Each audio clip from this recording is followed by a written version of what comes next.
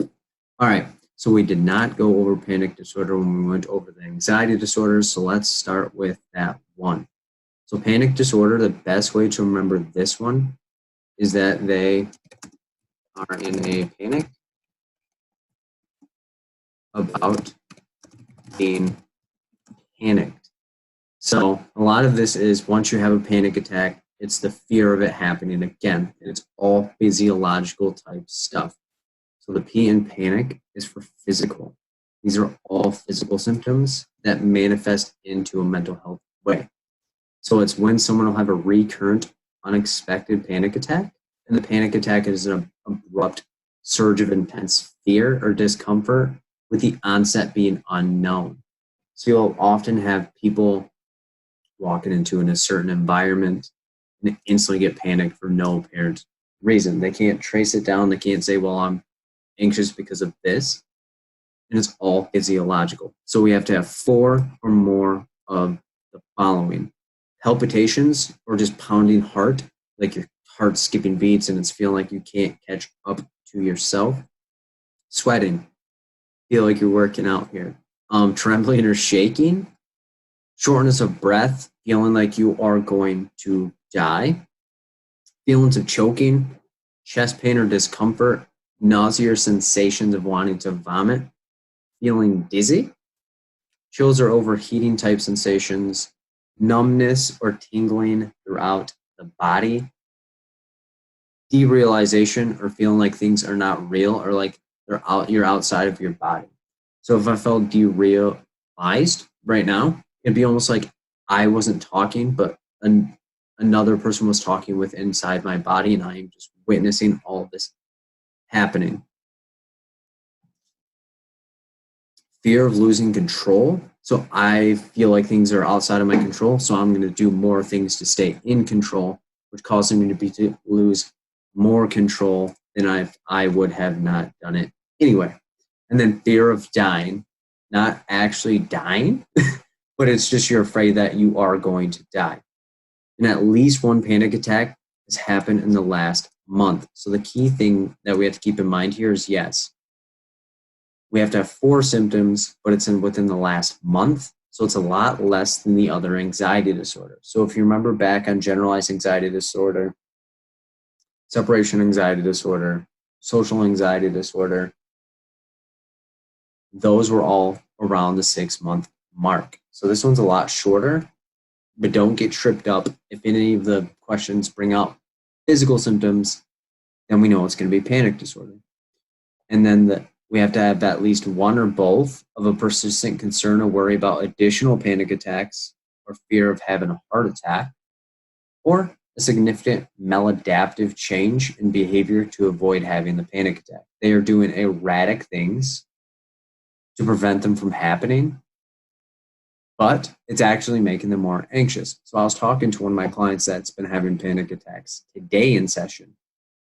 And he was like, Phil, I changed my sleeping, I changed my diet, I started exercising, I started doing deep breathing, I started doing meditation, and I was like, how did that work out for you? He's like, it didn't, I don't know why. And I was like, don't focus on what everyone else is telling you to do to fight your anxiety. Find small ways that you can do it at very slow, maintainable paces. He's like, wow, that makes me feel calmer now. And I was like, you place more expectations and reliabilities and responsibilities on yourself, and you're of course going to feel more anxious, which is going to potentially manifest more panic attacks as we go. And the symptoms are not better described under physiological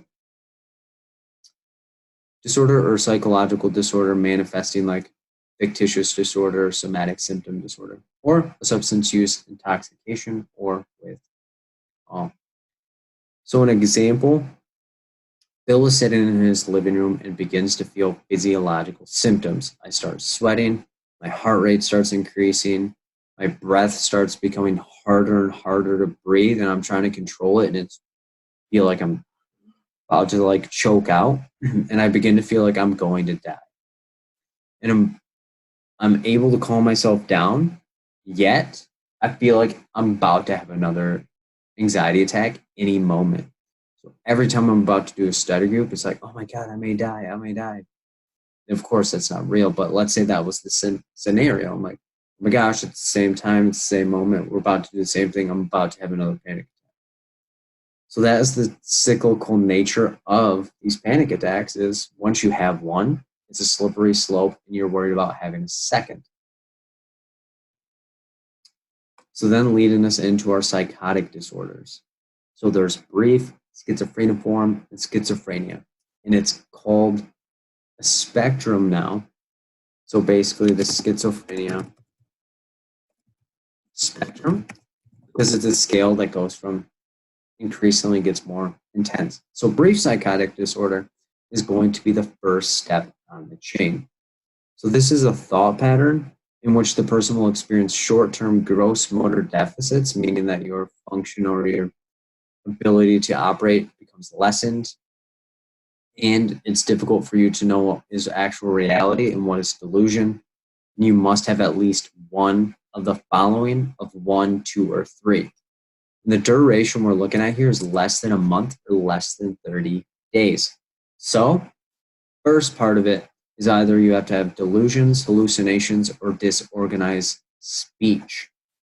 So a delusion, meaning you have strange beliefs or ideas which are resistant to reality or logical dispute, such as a delusion could be, I'm going to have 1,000 people in study group tonight, when only 155 people watch the video. Delusion is like something that's not even possible or even capable of happening. Or if I start walking around saying, I'm the best test prep person in the world, there's no one better at it than me. Might think I'm manic or just delusion or have a sense of grandiosity, not positive, and it has zero touch of reality associated with it. Or hallucinations, we can have auditory, visual, tactile, or olfactory, or a sense of smell. So let's say I start smelling an odd odor. Let's say roadkill. Everywhere I go, smell roadkill. And I keep looking around and asking and wondering if other people are experiencing the same thing as I am, but they're not. But I start having air fresheners around or like taking excessive showers to make it go away, and it's not. Or disorganized speech, where I have incoherent or irrational content, meaning I just start talking about things that are not even relevant. Let's say we're in the study group, and then I start talking about how Michigan basketball lost or how Michigan State is going to play at a different, like a certain time. And then I start talking about how there was a fight at my work. And then I randomly start talking about working out. It just has zero logical sequence and has no context within the certain situation that we're looking at here. So one of the following of those, and then it can be disorganized or catatonic behavior. And that is where someone will have like repetitive, motionless movements, such as like rocking back and forth, pacing back and forth, sitting in one spot for very long periods of time. And it takes great deals of effort for them to get things going. So it's like they have very low points. And their symptoms are not better explained by a depressive disorder with psychotic features or bipolar disorder with psychotic features. And again, we're looking at the duration of 1 to 30 days, which is less than a month. So always keep in mind that when we're looking at those, it's always going to be less than 30 days. Why? Because it's brief. So when you hear the word brief, think of brief psychotic disorder. Then, schizophreniform has the first word schizo, and then we look at phreno, or you want to take out a couple letters, it's pre, and then we have the word form. So it's the pre-form of schizophrenia.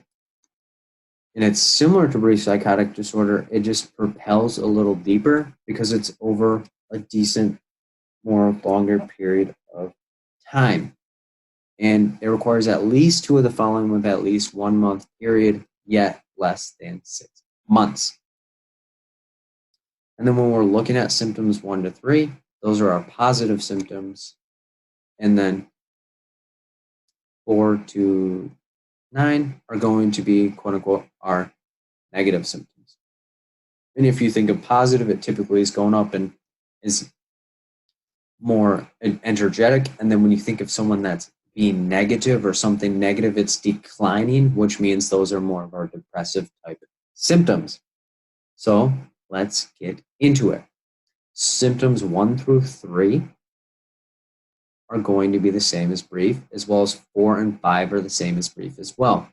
So remember, delusions are false beliefs that are not based in reality and that the person refuses to give up even when presented with factual information. Meaning I started expounding again on how I am the greatest test prep person ever. And let's say we have people presenting that I've had over 1,000 people fail this year. Totally not true, by the way. But let's say it was. Let's say I think I'm the greatest, and then I have 1,000 people fail, and I only have 10 people that pass. Probably not the greatest statement for me to say, and definitely is delusional because there's no factual basis behind of the comments that I am making. And again, hallucinations, visual, auditory, tactile, and then olfactory things. So things that are not actually there, but I perceive that they actually are or experience as if they are actually there. Disorganized speech or saying things that do not make sense, using made-up words that have no meaning, or skipping from topic to topic or being tangential. I start speaking about different things that are not actually relevant or have no sequence. Odd or strange behavior. Again, the pacing, walking in circles, writing constantly, repeated movement with no rhythm or reason. Grossly disorganized or catatonic behavior. Again, repetitive, senseless movements, rocking back and forth. The pacing behavior, adopting a pose and maintaining it, such as you stay humped over, slumped over, sitting in the chair for long periods of time without moving. Adapt, and then the individual may resist efforts to be moved to a different position or will assume another position again for hours because they are depressed and do not want to be bothered and see no point in actually being bothered. They'll experience lack of energy. They have poor hygiene or lacking of grooming. They don't really want to take care of themselves or find that it takes a great deal of effort to do so. Loss of interest in things they would enjoy, meaning they want to do a whole bunch of things and then they just don't want to be bothered with it. Or they're withdrawn from other people, such as family, friends, and social activities. And schizoaffective and bipolar disorder with psychotic features have been ruled out. And again, the duration is more than a month, less than 6 months. Why? Because that is schizophrenia being 6 months or longer. So, again, the symptoms are relatively the same, if not identical. So let's look at it. So again, it requires 2 or more of the following with at least 1 month period, but more than 6 months. So symptoms 1 to 3 again are the positives, and then 4 to 9 are the negative. So again, the delusions of being the false beliefs, we have the hallucinations, we have the disorganized speech, we have the odd or strange behavior, again, the pacing, walking in circles, writing, movements that don't make sense, and it is for 6 months or longer. So basically the same exact symptoms, just longer periods of time. So then moving on to our personality disorders. And these are organized based on clusters. So cluster A is our odd and eccentric meaning not what is expected or just totally off of the chart. So we'll start with paranoid personality disorder. So this person will have distrust or suspicion of others and their motives within their relationship. They're always thinking that someone's going to be out to get them and that someone's trying to get a leg up on them. So, criteria requirement, you have to have 4 or more of these symptoms. So the first one, person suspects that others will use or exploit them, harm them, or deceive them in some way. There's no actual evidence of someone trying to harm them, exploit them, or do anything like that. They're always trying to make sure that they're protected and that no one is going to utilize their strengths or what they have in a maladaptive manner. The second criteria is the person is preoccupied with doubts that their friends or close colleagues will remain in their life and that they will lose their trust. So they're skeptical about relationships or that they are not capable of maintaining the relationship. So what is the point of them being in a relationship with another person? Third, the person is reluctant to share any personal information or details with others for fear that that person will use it against them in some way. So they're very open to hearing about what other people have to do or say, but they're very reluctant to have other people know about them. So I'm sure that you've seen people that, well, therapists do this all the time, but we don't have personality disorders. We will just sit there and just gather as much information as we can about the person, but we do not share anything about ourselves because we think the person's going to leave anyway. So what is the point of us trusting them? The person will misread or misinterpret a benign or kind gesture as something that can be used against them, or that there's a hidden motive behind it. Meaning someone does something very nice for you, and you think, okay, this person's trying to get something for me, or that person's trying to do something to hurt me, or it's actually something where they're trying to think they're better than me, so I need to do something for them because it's a tick for tack type deal. And then the person will hold grudges against people for the actions that they've done, any criticism or ridicule that they've received, or anything they view as being against them. So the person will react in a negative manner, such as aggressive anger. So if somebody does something to you, you take it personal and say, oh my gosh, I can't believe this person would actually do this to me. That's so foul of them. I'm never going to talk to them again, or I'm going to take the first chance that I can to get back at them. How dare they misutilize and abuse our relationship? I'm going to get them. When someone might just simply be trying to help you out, but you take it as criticism. So the person believes that their character or actions are being degraded or challenged, even though there's no evidence of criticism or ridicule actually happening. Again, this person feels like they always have to be on the defense and that people are always trying to get them, or they're trying to take what they have, so they need to protect themselves. And the person has recurrent suspicions without justification regarding fidelity of a spouse or sexual partner. They're always worried that the person's cheating on them. They always question them, confront them, and say, you're cheating on me. There's no way that you could be this nice to me, or you're being more distant. What the heck's the deal? Always fear that they're going to be left. So they're paranoid based on things that are not actually in the situation. And the symptoms are not better explained by schizophrenia, such as the delusions or hallucinations within it, bipolar disorder with a flight of idea or manic type behavior, or it's not depressive disorder with psychotic features, meaning they're feeling low and having delusions. The next, schizoid personality disorder. And this one, the best way to think about it is Zoid, and think about a robot, because this person operates themselves as if they are a robot with one mission: get whatever they think is appropriate done. They don't care about other people, as in the fact that they don't want to have relationships with people.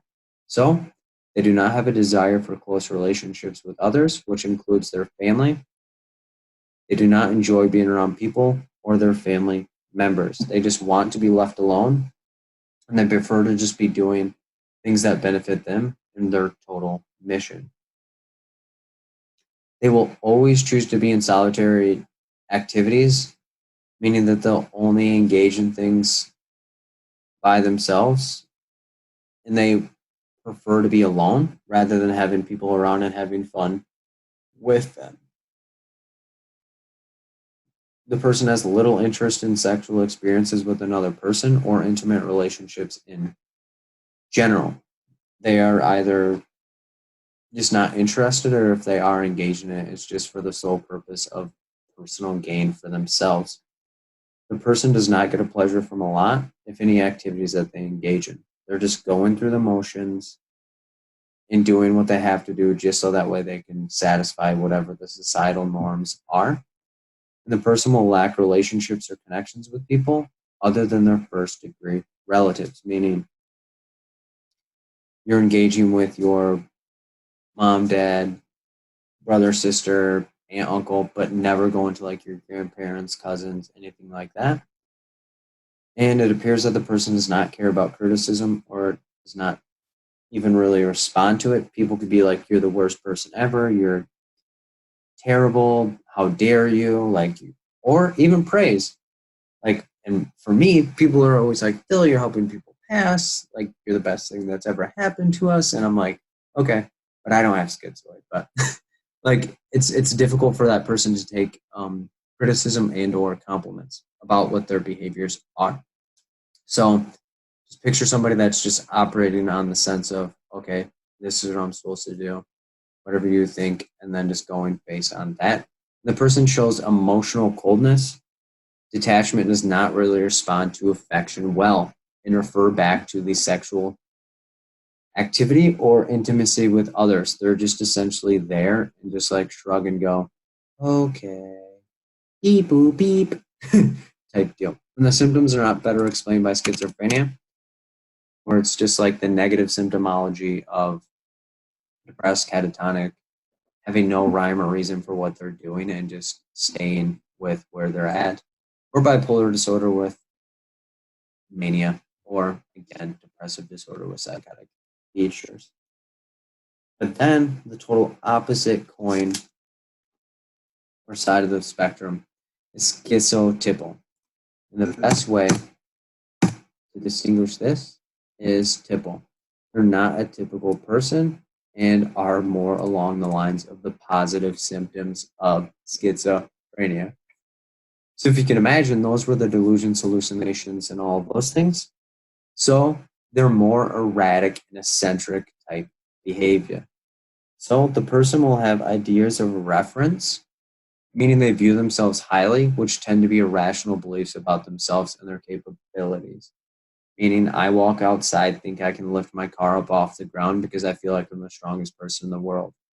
Very delusional and potentially could hurt myself. Or I just have more ideas about myself and think I'm more powerful. The person tends to have odd behaviors such as magical thinking, meaning they believe they have more power over situations than they actually do. So, for example, I thought about not having family come over for Christmas and they call to cancel their trip.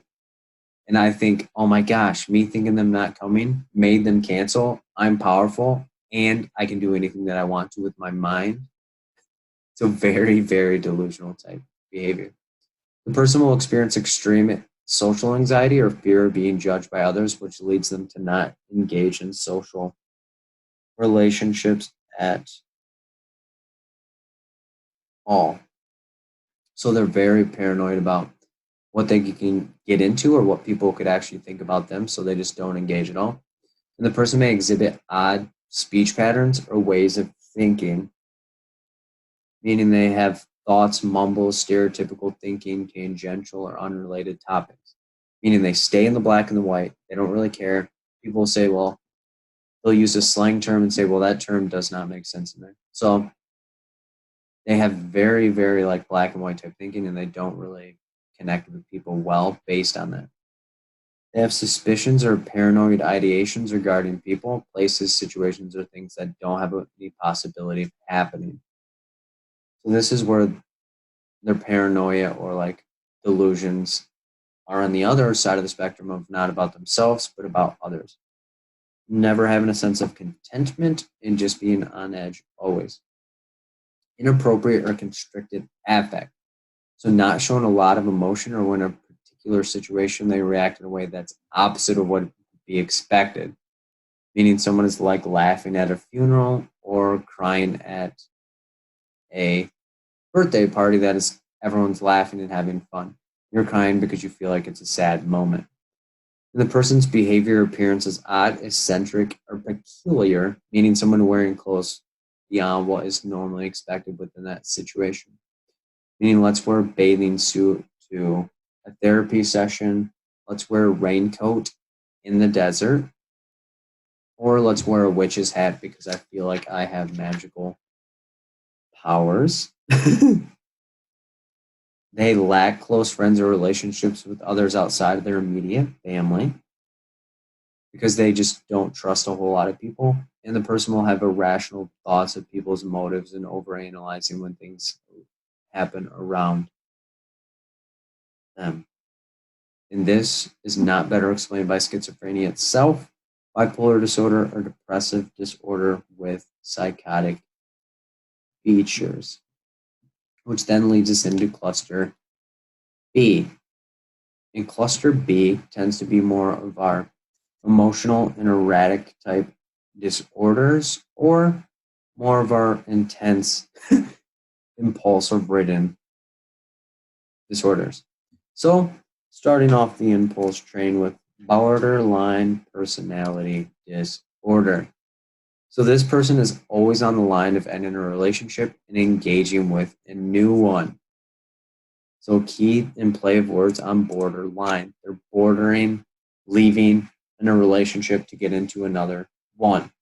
So they have to have 5 or more of the symptoms. So 1, the person has excessive or frantic efforts to avoid any real or fictitious abandonment from others. So the person does not involve in suicidal ideations or pseudo self-mutilation to make this happen. That is upon a different criteria later on.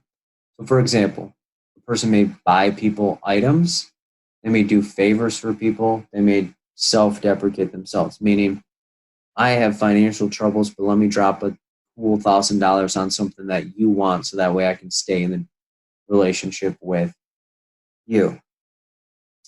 They have a pattern of frequent engagement in unstable and intense interpersonal relationships, with alternating behind or between idolization, meaning thinking the relationship is more than it is, and then thinking that the relationship is crap and that they don't care. Meaning, I love this person, I'm going to marry them, and then the next second being like, I hate this relationship was pointless, I don't even care about it anymore. So having that very hot and cold type behavior. So they have identity disturbances, an unstable self-image of themselves, and low self-esteem. Meaning, I'm the best thing that's ever graced this planet, and then saying, wow, I'm a piece of crap and everyone hates me and I should kill myself. And then they have impulsivity that can be self-damaging or have a potential to have negative consequences on their situation, such as spending money, having sexual relationships with multiple people, using substances, reckless driving, having binge eating type behaviors, etc.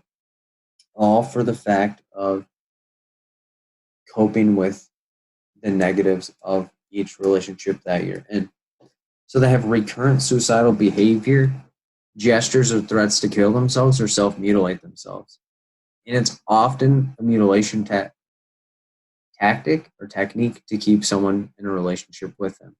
So if I tell somebody, I'm going to kill myself if you leave me, they're probably going to have a likelihood of staying in the relationship. So that way I don't hurt myself unwarrantedly.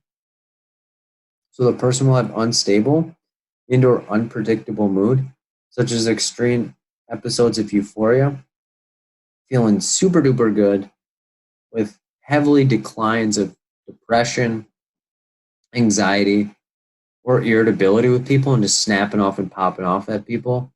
And they can happen multiple times per day or over a couple of days at a time. So this could mimic that manic type behavior.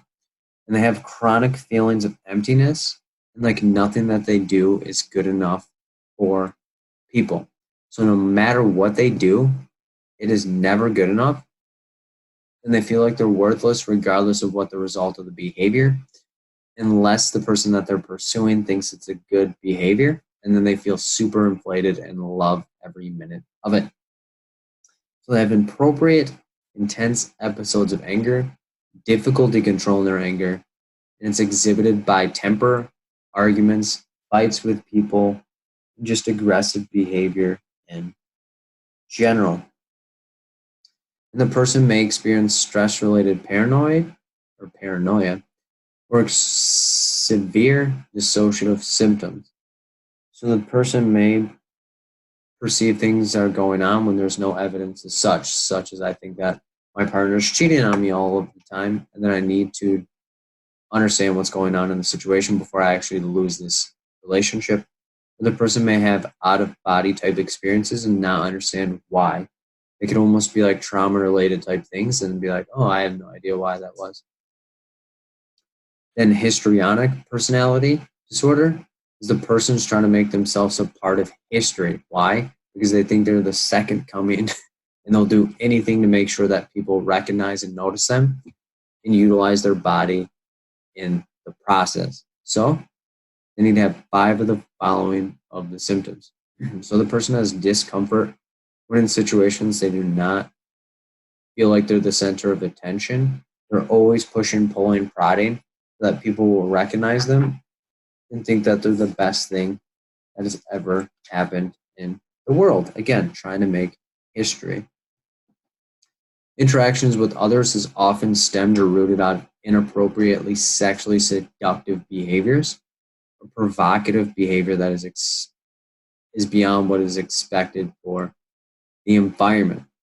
So the person may show off their body while at a nightclub when everyone else is like clothed. Or they show up to church and they're naked. Very inappropriate or overly sexually provocative, and people would turn and go, what the heck is going on? Why is that person doing it? Someone may begin talking about their body or showing off their body to other people to make the situation about them. And the person displays rapidly shifting type moves or shallow expressions of moods, meaning they'll go from being excited to crash down to being depressed to going back up to being angry, back to being just calm and excited and be like, wow, I'm really glad that this is going on right now. And it's all within a matter of seconds, depending on how much attention they're getting and if they're trying to fight for someone's attention. So the person will consistently use their physical appearance to draw attention to themselves, whether that's the type of clothing they're wearing, whether that's them wearing no clothing, or that's just them talking about their sexual activities to get people to notice them. So the person has a specific style of speech that is excessively impersonistic and lacking in detail, meaning if I know someone else is talking or using different words, I'm going to utilize those words so that way there's a sense of connection and they believe that I'm deeper than I am, or I'm cooler than I actually am, or more intelligent than I actually am. So if I start using the word like pedagogy with you guys, or like intrinsic or something like that, you guys might be like, okay, what the heck happened to this guy? Or exquisite or exotic. And you're like, what the heck? So I'm just lacking or mimicking what you guys want or expect to put on a pseudo or facade type personality or image of myself. So the person will take on the action and speech of others to make themselves included in every situation. So that chameleon type behavior of blending in and being who they want. So that way they can ultimately never feel alone. And the person will have excessive expression of their emotions.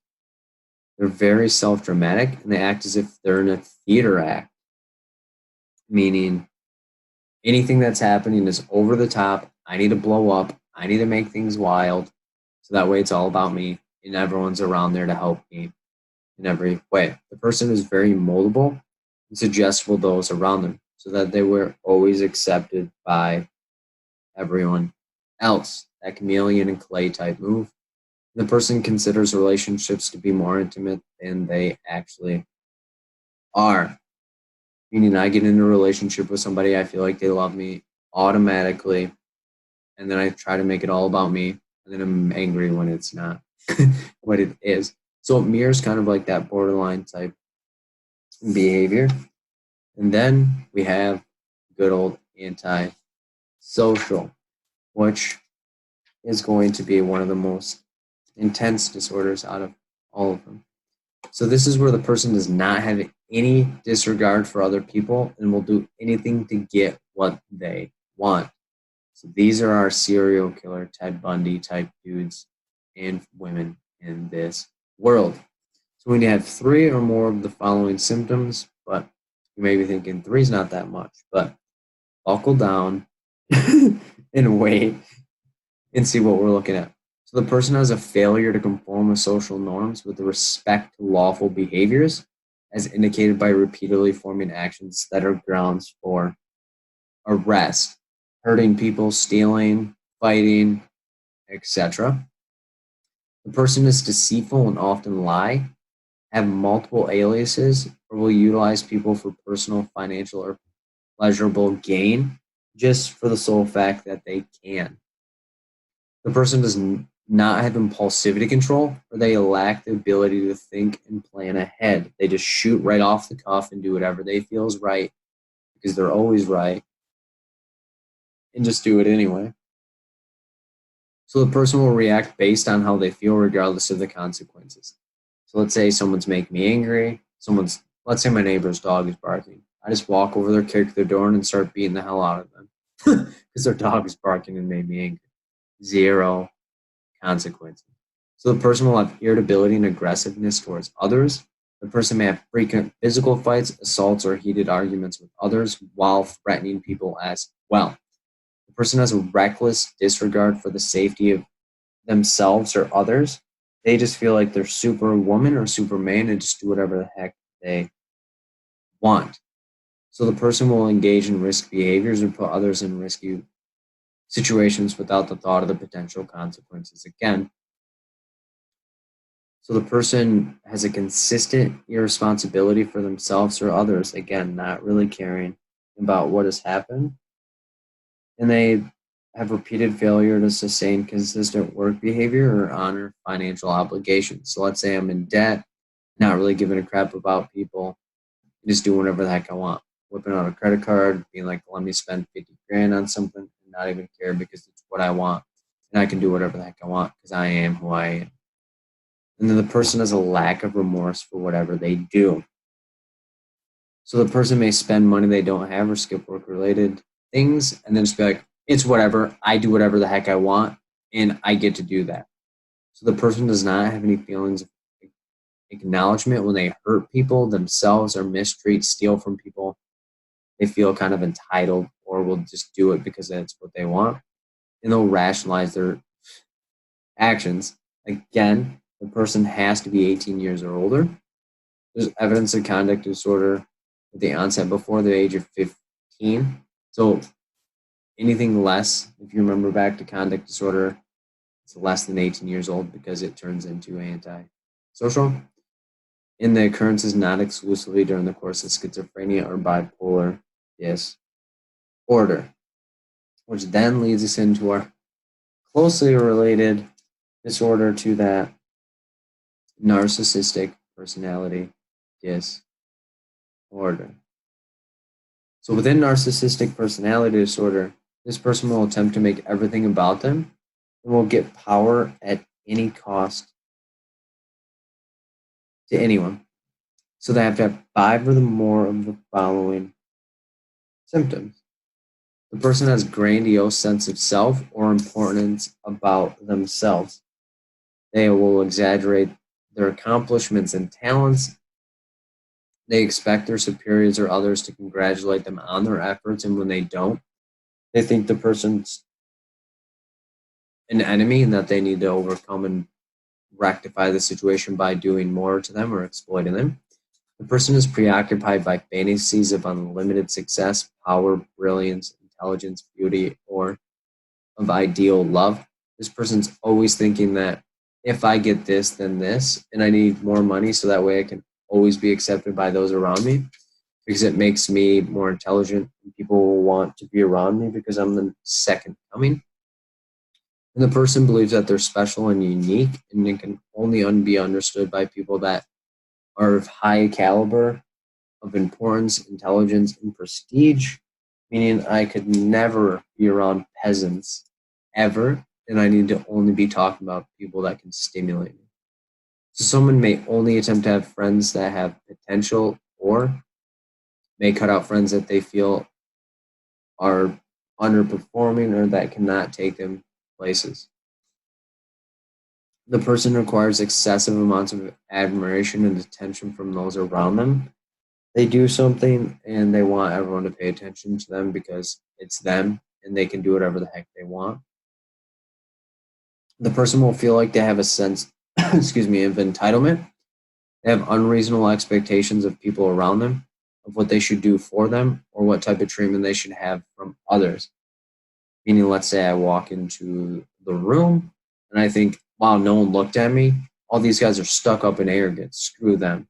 I expect people to always turn and acknowledge who I am and what I do without the retrospect of other people have them their lives too, which stems from their self importance.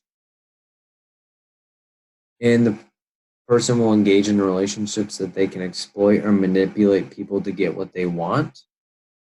Meaning, I will get into a relationship with somebody because they can financially take me places or they can interpersonally advance me. Meaning, I'll only talk to people that can help me get better career options or more intelligence, etc.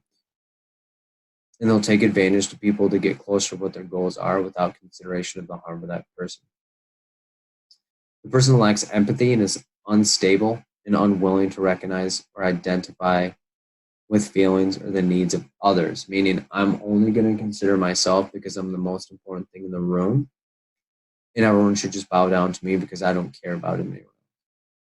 The person is often envious of others or believes that others are envious of them, meaning whenever they see somebody with something they want, they just are envious of them. Or if they've obtained something, they think, yeah, everyone wants to be who I am and they want to do what I do because I'm the greatest thing.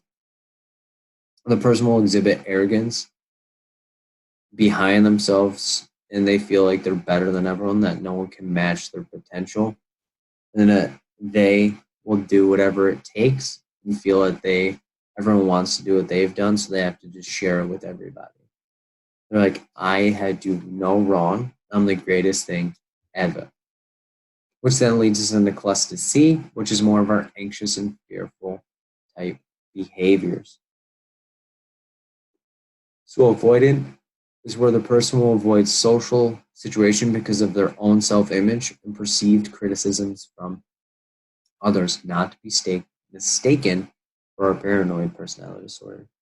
This person's avoiding situations based on criticism, not that they feel like the person's going to leave them. So the person avoids occupational activities that involve significant interpersonal contact because of fear of criticism, disapproval, or rejection from others.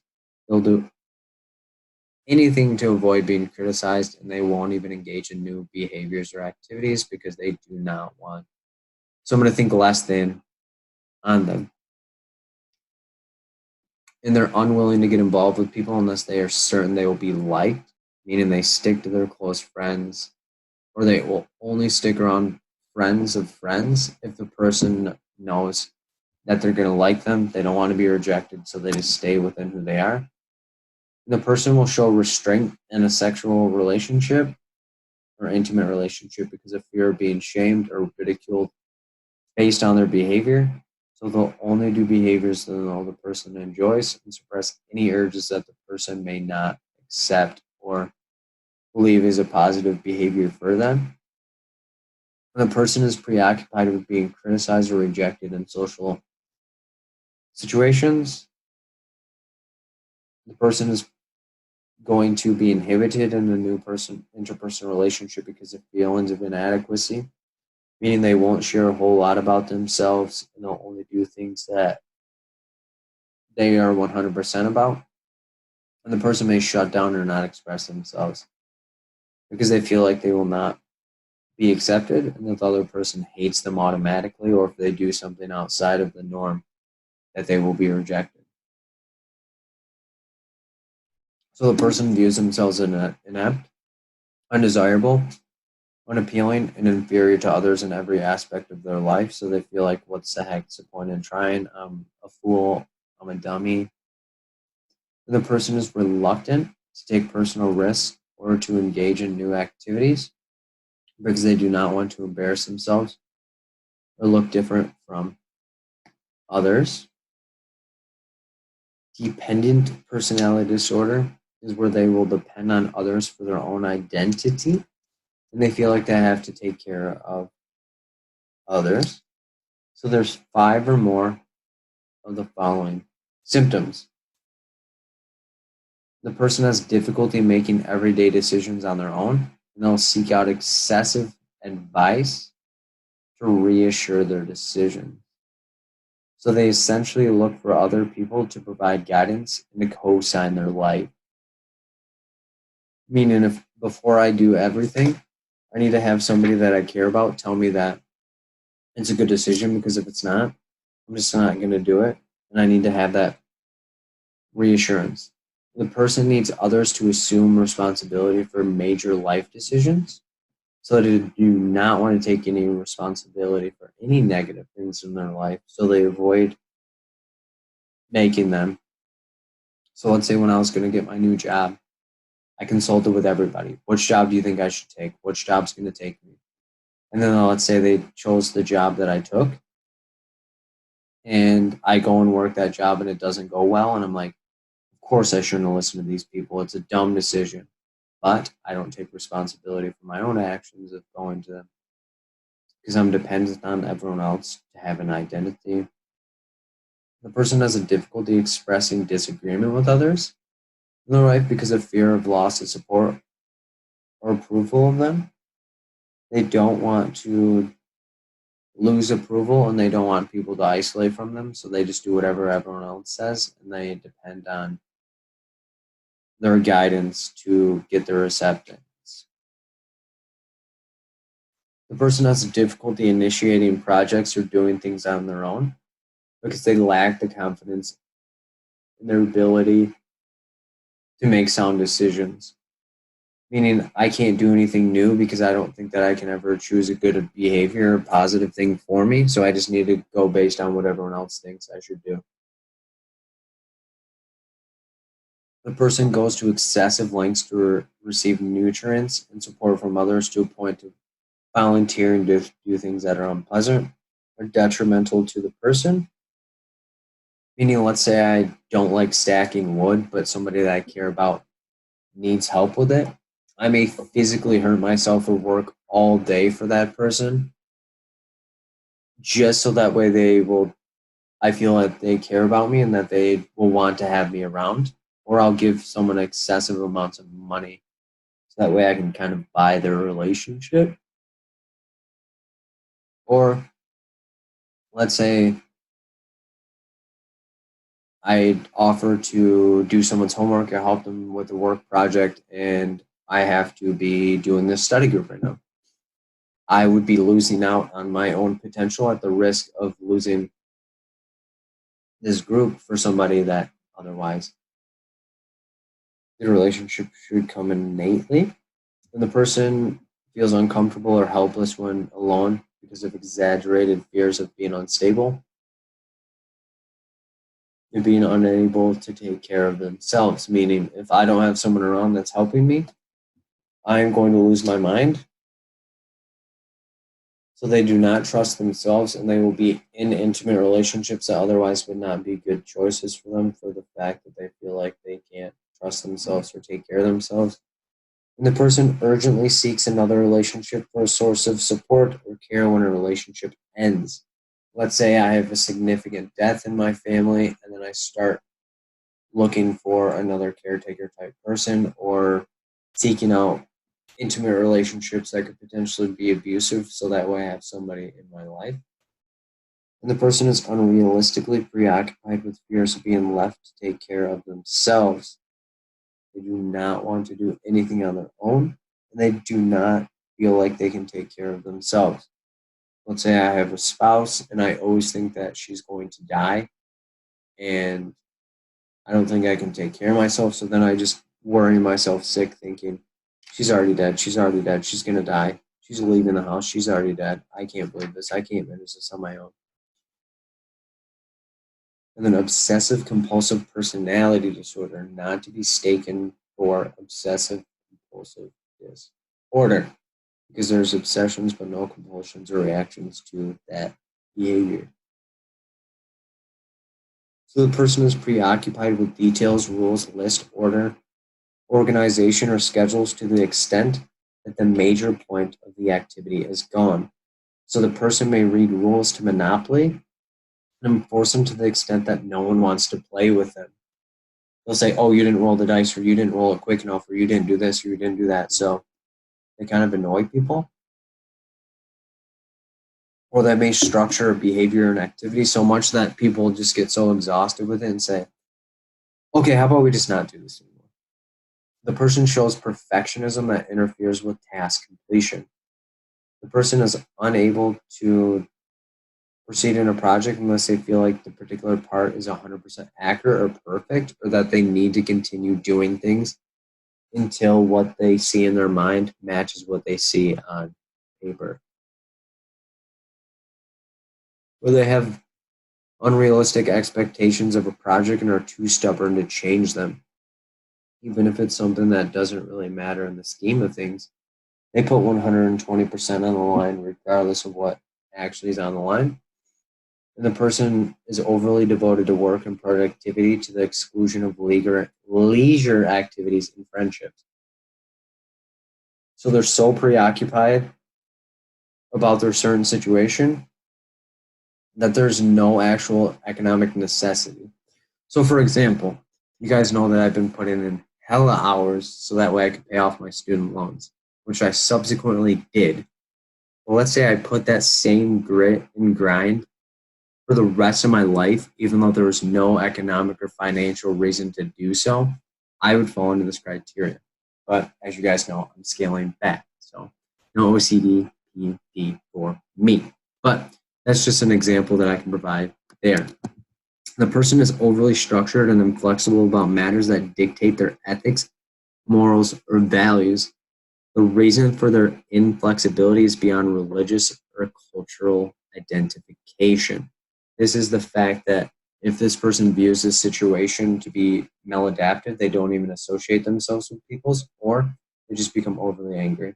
So, for example, let's say somebody does not eat out at restaurants because they feel it will ruin their diet that they're doing, and that they are just going to not talk to people that go to restaurants, and they're just going to skip social obligations or associations based on one small fact of the entire activity. So the person is unable to discard worn out or worthless objects, even when they have no sentimental value to them. So let's say I just have a whole bunch of excessive amounts of like pens or client objects, meaning clients have had like AA coins that they gave me, and I just keep every single one of them stashed, and there's no sentimental value. It's just a sole fact that I just enjoy having. Bad move, because it can create clutter and hoarding. Or let's say you guys all still have your schoolwork from your master's program. Let's say your master's program was 6 years ago, and you haven't looked at any of the materials, but you won't throw it away because you feel like there might be a purpose for it at some point in time. The person is reluctant to delegate work or task with others unless they submit to the exact ways or rules that they've set forth for them to follow. The person is afraid of trusting others to help and fear that it could ruin their style, name, or brand, and that they would rather work themselves to death than actually get some leisure and trust in other people. that people have the best intentions in mind. And the person adopts a merciless spending style towards both self and others, and money is viewed as something to be hoarded for future crises, meaning the person will not spend money, even if it could be entirely necessary or they have an excess that they could share with others. So let's say I had $10,000 set aside for some reason, and somebody wants to borrow $20, and I'm just like, nope, screw you, not doing it. I can't do this. There could be a crisis that's about to come about, and you need to find your own way. The person shows rigidity and stubbornness and has zero flexibility and bending of what is actually going on in the situation. And there's no real danger for them to take the feedback of others and actually change who and what they are doing. Which then leads me into the mood disorder segment. So let me, hang on, let me pause the recording. All right, so mood disorder is going to be bipolar 1 disorder to start off. And the main thing to keep in mind here is it can have manic or hypomanic behaviors. So bipolar 1 typically has manic episodes being the most common. So a manic episode is going to be manifested with 3 or more of the following symptoms. So we have inflated sense of self, decreased need for sleep, or basically getting a couple hours of sleep, 3 hours, and feeling well rested. Someone is going to be more talkative than usual and have pressured speech, flight of idea, or subjective expression of racing thoughts. So someone's mind is not going to actually be able to slow down. The person is exhibiting distractibility.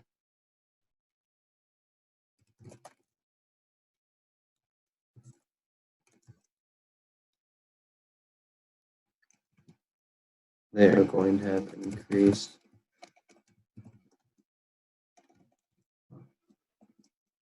goal-oriented activity, excessive involvement in activities that have a high potential for painful consequences or detrimental things on their life, such as spending money that they do not have, engaging in excessive sexual behaviors, substance use, or foolish business ideas.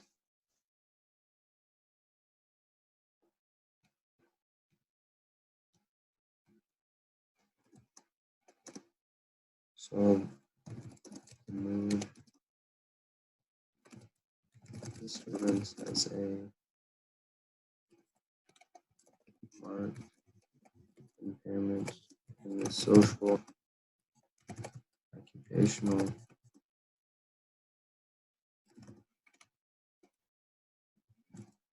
interpersonal, functioning, or necessity, hospitalization,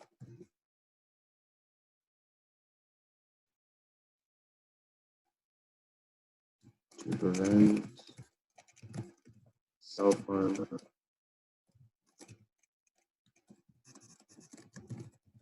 harm to others, or their psychotic features.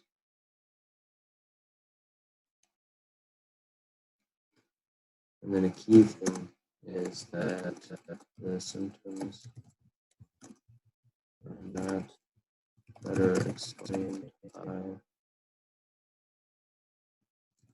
physiological symptoms of substance use or any other medical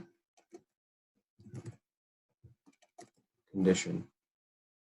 The key thing here is it's going to have a clinically significant impact on the person's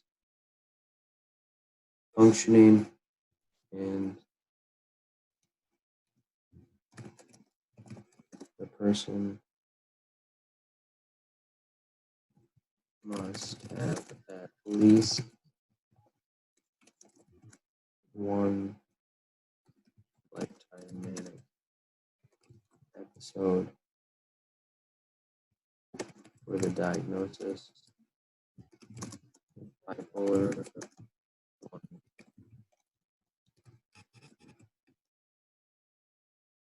disorder.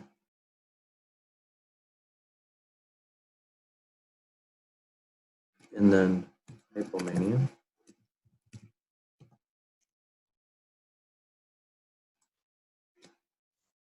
is going to be a hypomanic episode.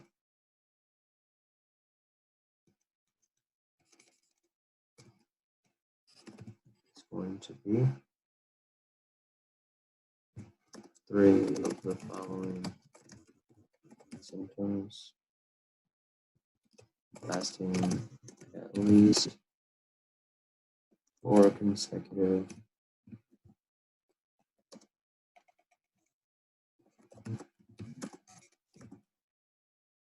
days and is present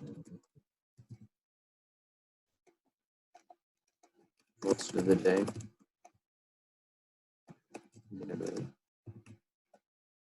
Every day. And the key important thing that I missed, manic episode, is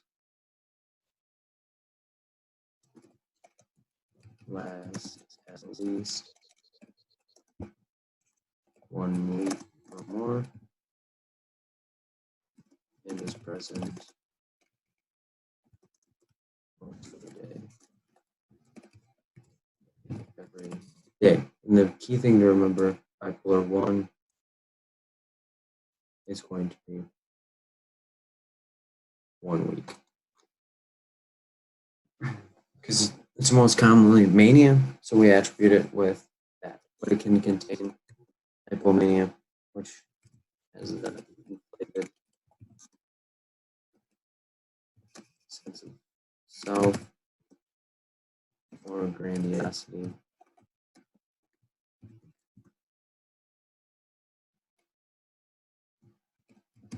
Increased need for sleep. Feels rested.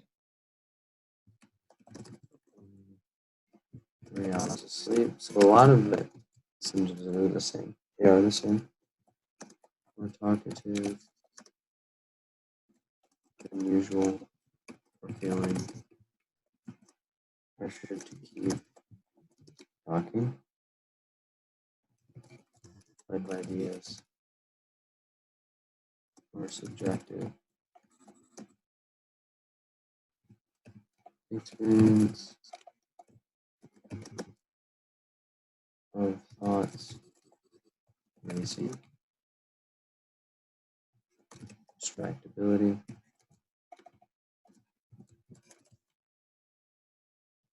increased goal-oriented activity, and excessive involvement in activities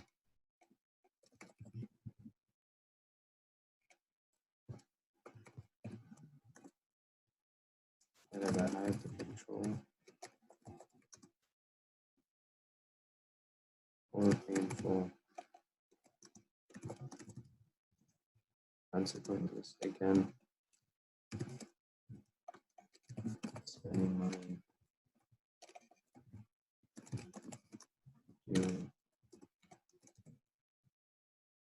not have, engaging in excessive sexual behavior, substance use, or foolish business ideas. And the caveat here is that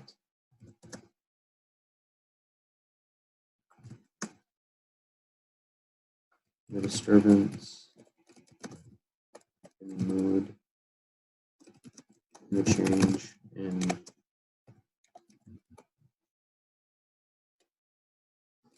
behavior does not have a significant impairment on the social,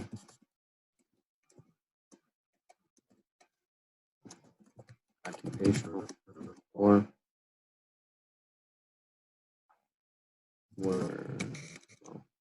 interpersonal functioning or to necessity hospitalization. So that is the key thing between bipolar 1 and bipolar 2. But keep in mind, bipolar 1 can have hypomania, but remember it has to have a significant or one episode of mania for it to be quantifiable, and the episode is not attributable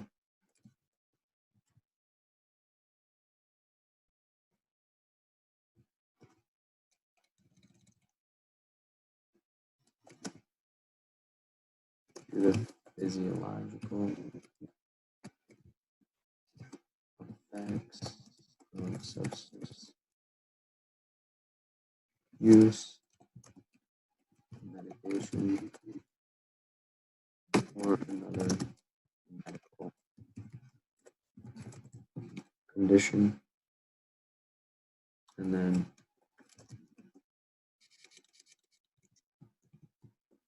in an episode of MDD that is not required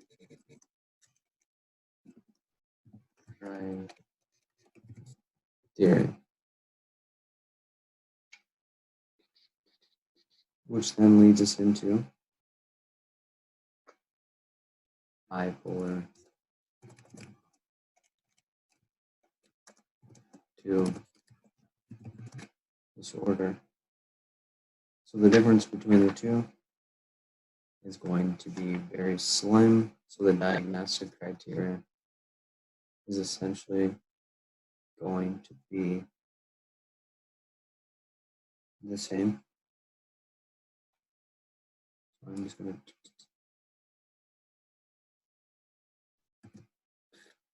to because it's going to only be hypomanic episode. So the key thing here is that the person has a current or past hypomanic episode in the following criteria: recurrent or past depressive disorder. Remember, the depressive disorder did not have to be present in bipolar 1 or bipolar 2.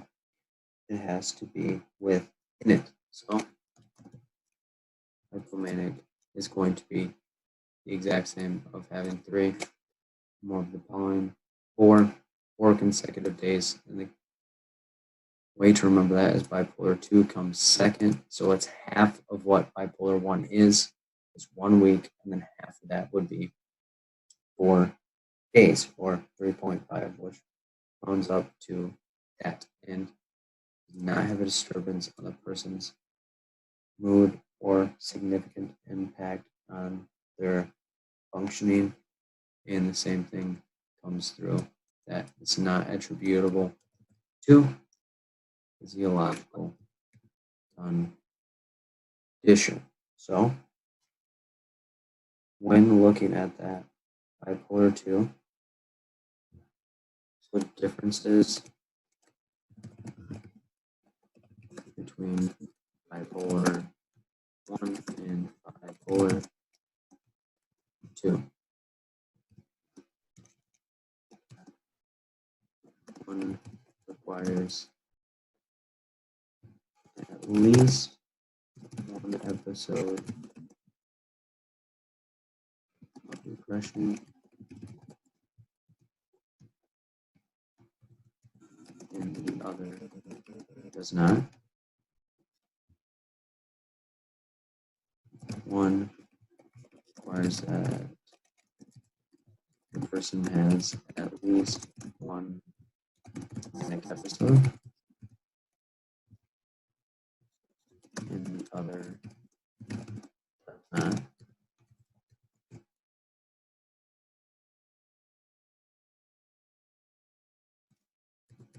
1 requires that the person has a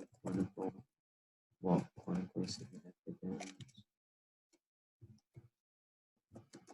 impact on the person's functioning, bipolar 1, and the other does not, bipolar 2. So those are the main differences that we see in that. And bipolar 1 disorder is, well, examples. Britney Spears, when she went pretty wild and wanted to chop off all her hair, shave her head off, having speeds of it, and then dangling her baby over the balcony, going definitely through mania. And then Charlie Sheen, when he had tiger's blood and a ton of cocaine, super delusional and grandiose about himself. And bipolar 2 disorder, we're more or less going kind of harder to quantify this, but it's basically someone who's overproductive at work, gets fixated on tasks, and often productive with their time, or gets distracted. Different topics of interest. So that's the difference between the two. So that's panic disorder, schizophrenia spectrum, personality disorders, and then our mood disorders or bipolar disorders. And then that leads us into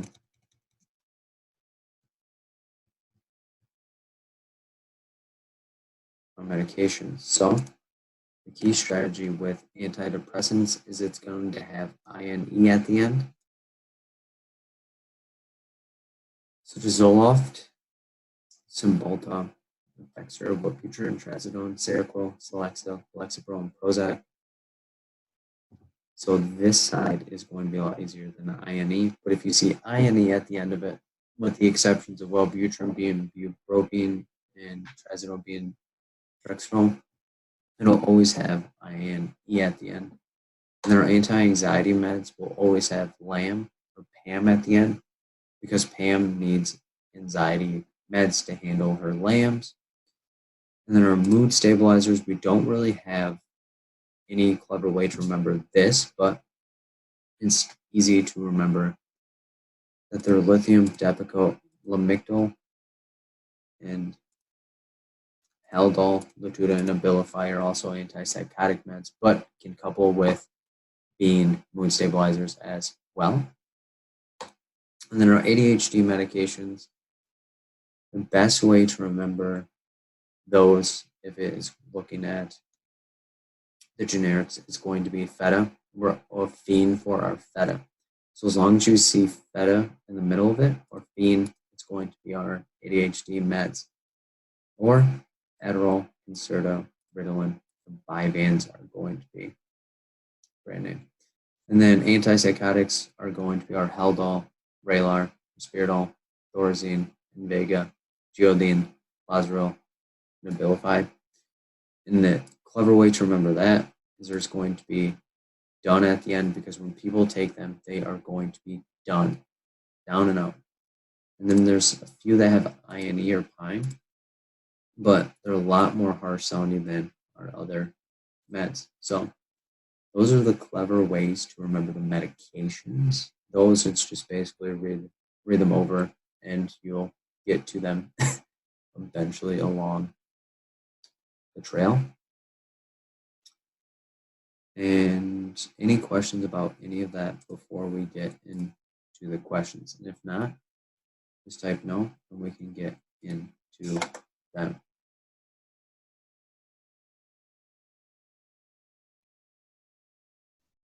So question 1. A social worker in an outpatient clinic setting is completing an intake with a 35-year-old male. Reports feeling like his friends are out to get him. The man reports he has not been sleeping well for the past 8 days and that it feels like his mind will not shut off. The man reported spending money that he does not have and that he feels pressured to engage in conversation with everyone he meets. The client reports having a history of hospitalization and that he has been arrested for getting into fights with people. What is the best diagnosis to describe this client's symptoms? When you have your answer, type the word slow into the chat.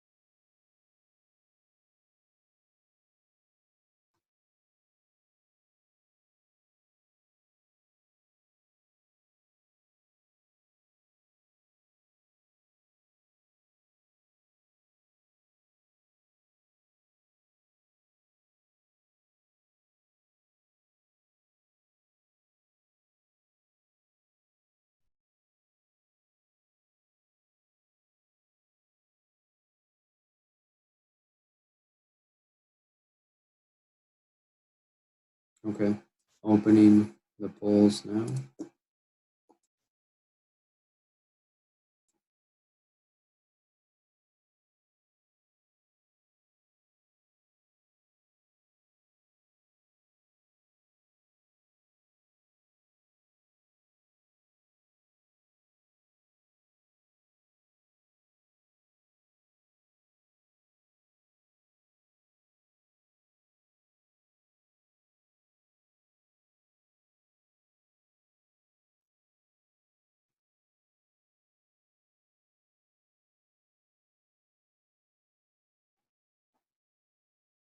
Okay, and if you need more time, feel free to take it.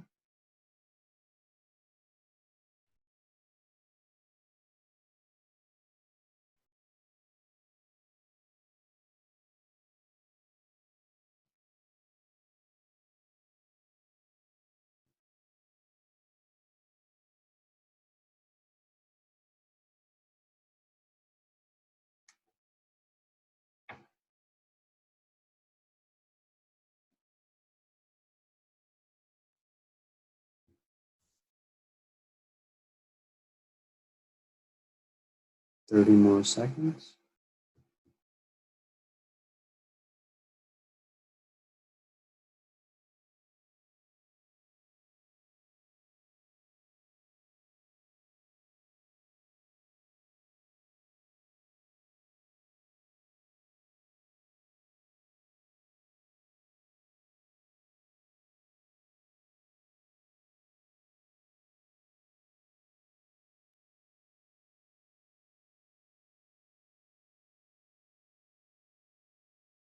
All right.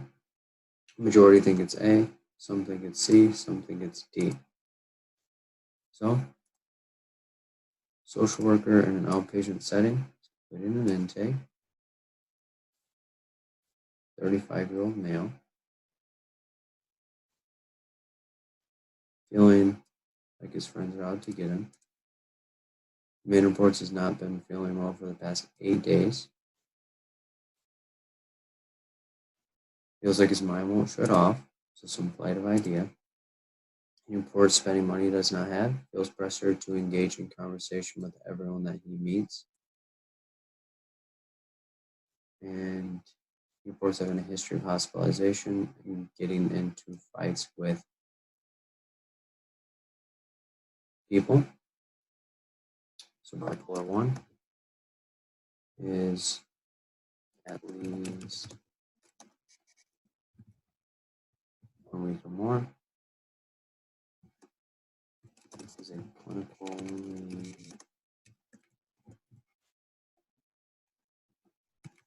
significant impact on one's functioning, not require a depressive episode, and at least 1 week or more mania or mania for 4 days or more. Bipolar 2, hypomania,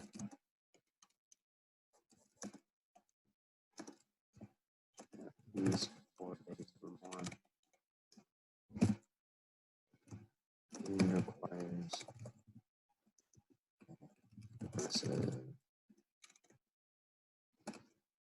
episode. Schizoaffective bipolar hallucinations and delusion, and depression. And the brief psychotic disorder, someone has delusions, hallucinations, and or behavior for at least 30 days. So we're looking at bipolar 1 disorder here because they have some kind of paranoia for at least 8 days. But they're not sleeping well, so sleep disturbance, flight of idea, so their mind won't really shut off, spending money that it doesn't have, so risky behavior, and has a history of hospitalization, so has a clinically significant impact on the person's functioning. And getting arrested is also risky behavior. Question 2. Social worker at an employment assistance program is meeting with a 32-year-old male who was referred by their boss for falling behind at work. The man reports that he will have periods of wanting to be productive at work. He feels like he gets a lot done, and other times he does not feel motivated at all. The man reports he will have times where where he comes up with a lot of business ideas and finds himself researching them while at work. The man reports that he finds it difficult to sleep at times and that he would rather be working. Which diagnosis best explains the man's situation? A. ADHD, B. Bipolar 1 disorder, C. Bipolar 2 disorder, or D. Rape psychotic disorder. When you have your answer, type the word hyper in the chat.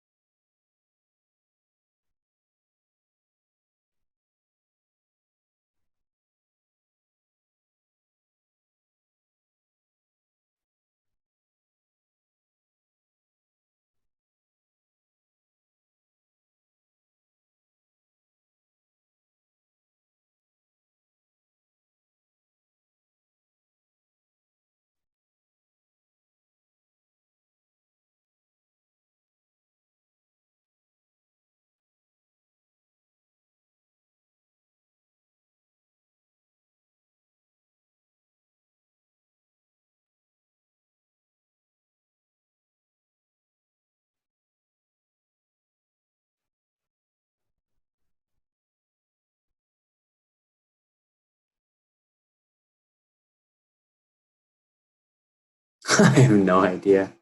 That's okay. Just give me your best guess. Juliet, that just killed me, honestly. Yeah, you killed me.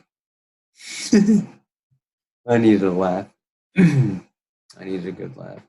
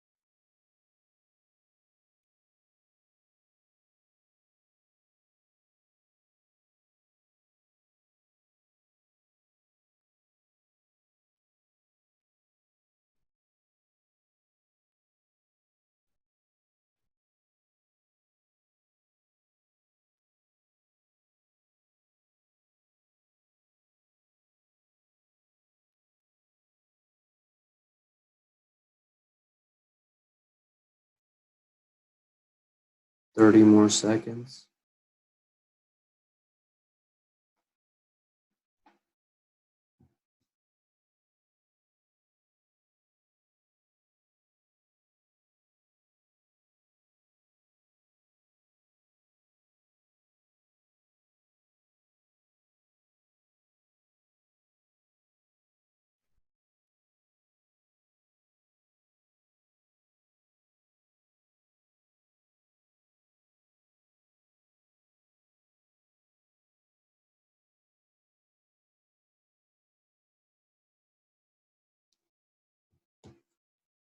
All right, pull slap shut. So some think it's A, equal amount think it is C, and then B for one answer. So we have a social worker at an assistant employment assistant program. 32-year-old male, referred by the boss. The man reports that he'll have periods of wanting to be productive at work and he'll get a lot done. And other times, not feeling motivated at all. So some like hyperactivity and then followed by depression. Man reports that he'll have times where he comes up with a lot of ideas and finds himself researching them. So some flight of idea in the sense of like behaviors that could have painful consequences. And the man reports he finds it difficult to sleep at times and he'd be rather working. So some significant impact on sleep disturbance. But let's look at it. ADHD. So someone finds it focus, has irritability,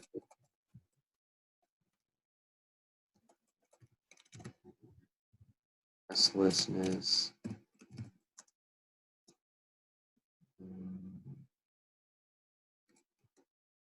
will bounce from task to task. Bipolar 1, episodes of, of mania,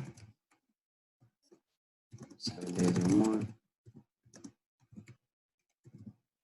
or episodes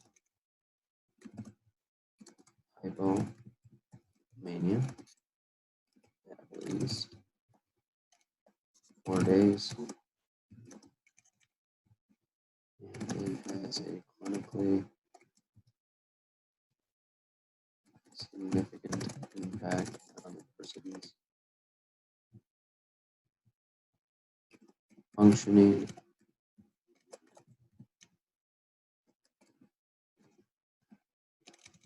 required hospitalization.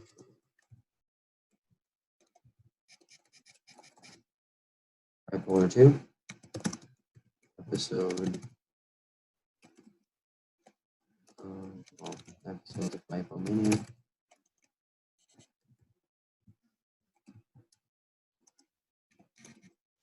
at least 4 days, requires depressive symptoms, and does not have a clinically significant impact on a person's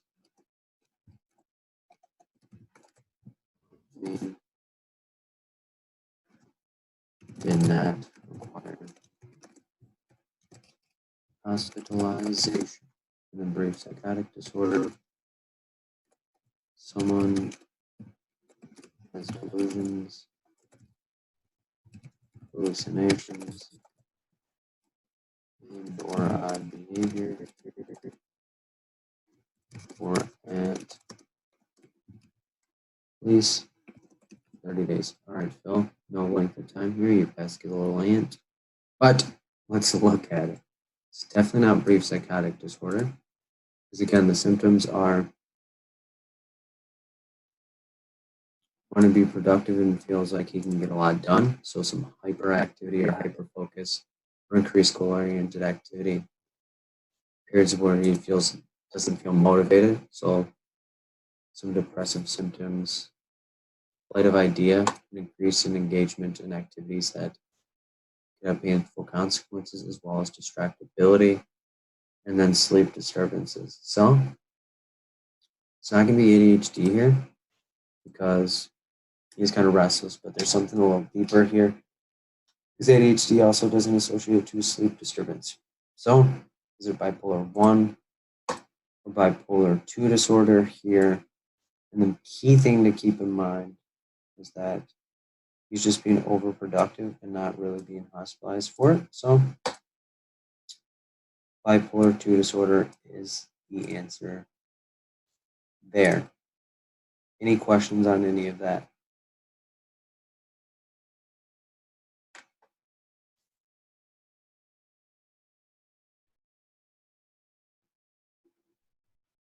Okay. Question 3. A social worker in an outpatient clinic has completed an intake assessment with a 35-year-old male who reports coming up on request of his friends. The male reports finding it difficult to form relationships with others, yet will have periods of loneliness. Reports that he has urges to reach out to people, but from previous experiences of them not being able to hang out, he fears of being rejected again. Reports only engaging in activities that he knows he is good at because he does not want anyone to think he is stupid. The client reported feeling this way for as long as he can remember, with it getting worse within the past year. What is the most likely diagnosis in this situation? Generalized anxiety disorder, major depressive disorder, avoidant personality disorder, paranoid personality disorder. When you have your answer, type the word water into the chat.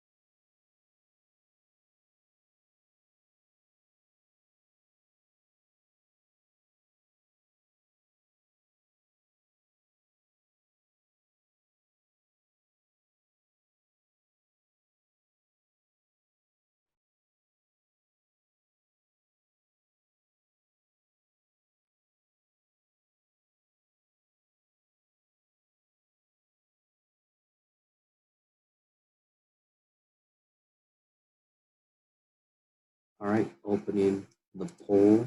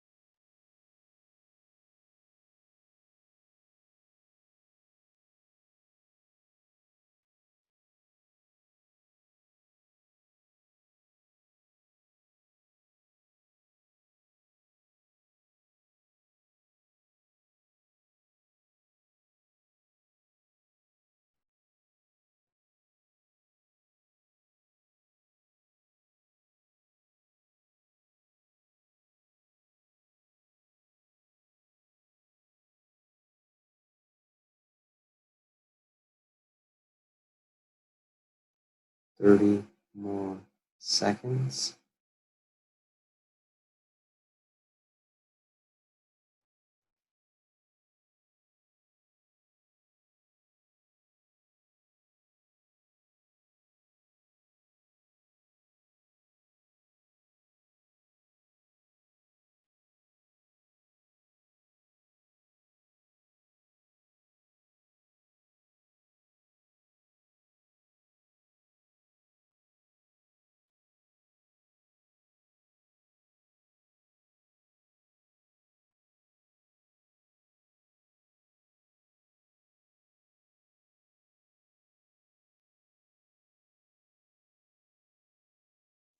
Okay, poll slapping shut. And we have the majority thinking it's C and some thinking it is D. So let's look at it. Social worker at an outpatient clinic completed an intake. 35-year-old male reports coming upon request of his friend. Finds it difficult to be in relationships with people, but is lonely. Urges to reach out to people from previous not able to hang out. Fears of being rejected again. He reports only engaging in activities that he knows that he's good at because he does not want to be considered stupid. And then the person reports that it's always been around and it's just gotten worse in the past year. So JD is 6 months or longer. And MDD is 2 weeks or more. And it's not depression and it's not generalized anxiety. Yes, there's some anxiety, but it's a little deeper and is rooted within their personality. So that is where we have to compare avoidant and paranoid personality disorder. So avoidant remembers the person will avoid social situations because they feel they will be judged. And that is where the symptoms of unwilling to be involved with people involve only in things they are good at. And then paranoid is where someone is going to have some type of fear around being exploited in some way. So that distrust and suspicion of people wanting to use and exploit them in some way. So this person, both they want to avoid social situations due to the fact that they don't want to trust people or that they will be exploited or utilized. However, this one is more around avoidant because they are avoiding social situations because of the fear of judgment, like they will be rejected again, and only engage in activities that they're good at. So that is the correct answer there. Question 4. A 21-year-old client has been working with a social worker at a community mental health clinic for the past 5 months. The client reports hearing voices that tell him to hurt his parents and that they have caused him to isolate from social situations. The client reports finding it difficult to sleep, and he feels like someone from his dreams is going to hurt him. The client denies being hospitalized and that he can keep his symptoms under control. What would be the most likely diagnosis for this client? A. Schizoid personality disorder. B. Brief psychotic disorder. C. Schizophrenia form. Or D. Schizophrenia. And when you have your answer, type the word love in the chat.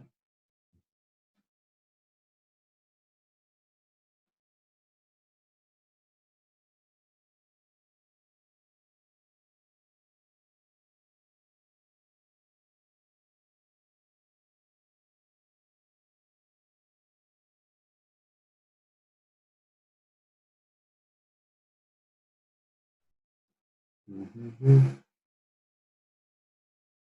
Mm-hmm.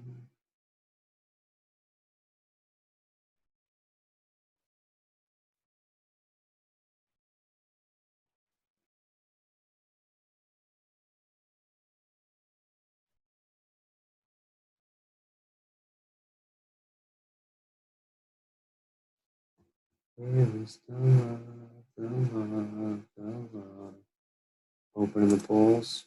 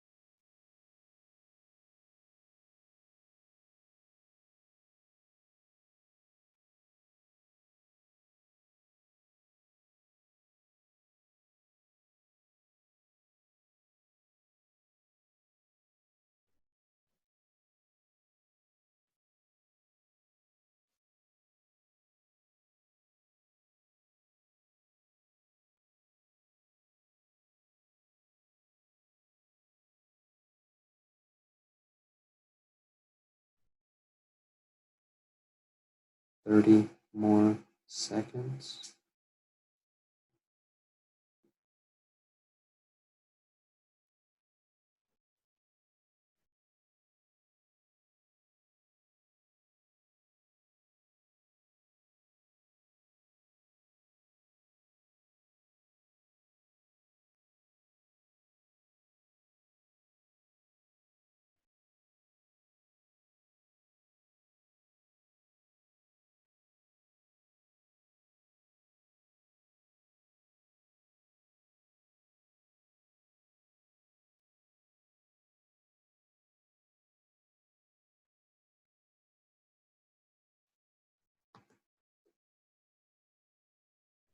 Okay. Polls are shutting now. The majority think it's C, some think it's A, some think it is D. So let's look at it. So we have a 21-year client working with a social worker at a mental health clinic. Key significance here, 5 months. Client reports hearing voices that tell him to hurt people, and he wants to isolate. And the person finds it difficult to sleep because someone from this dream is going to hurt him. Now he's being hospitalized and thinks he can handle his situation. Schizoid personality disorder. Remember, this is when someone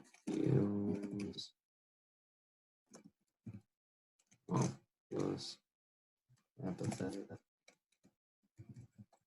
and doesn't have any intentions having social connection.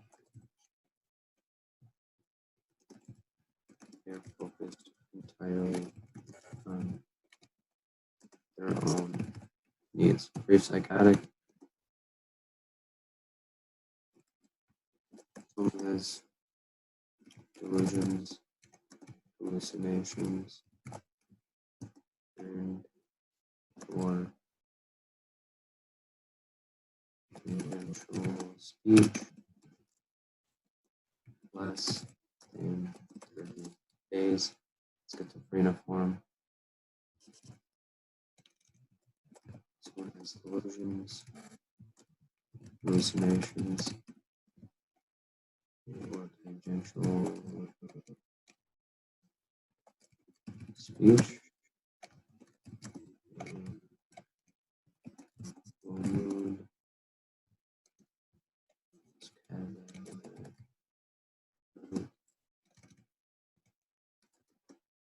behavior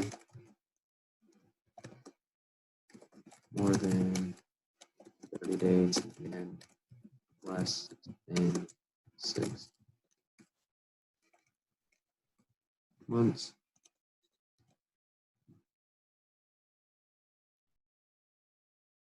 And then say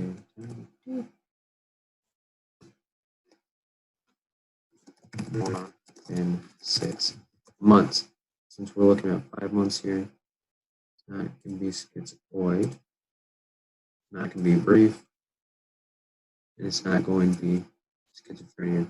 It's going to be schizophrenia form because it's 5 months.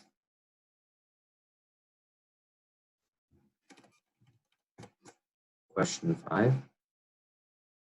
Social worker at a private practice has been working with a 29-year-old female for 6 months. During the most recent session, the client describes how she recently had a breakup with her boyfriend, who she met 2 weeks ago, and that she let move in with her. The client reports that she is angry with him because she just let him borrow $1,000 to get his car fixed and that she thought he loved her. The client begins to appear anxious and closed off. The client reports how she has been feeling empty and hopeless, but feels like her date with the guy she met at the gas station later should raise her mood. What is the most likely diagnosis for this client? A, borderline personality disorder. B, schizophrenia. C, generalized anxiety disorder. D, dependent personality disorder. And when you have your answer, type one thing that you're excited for next week.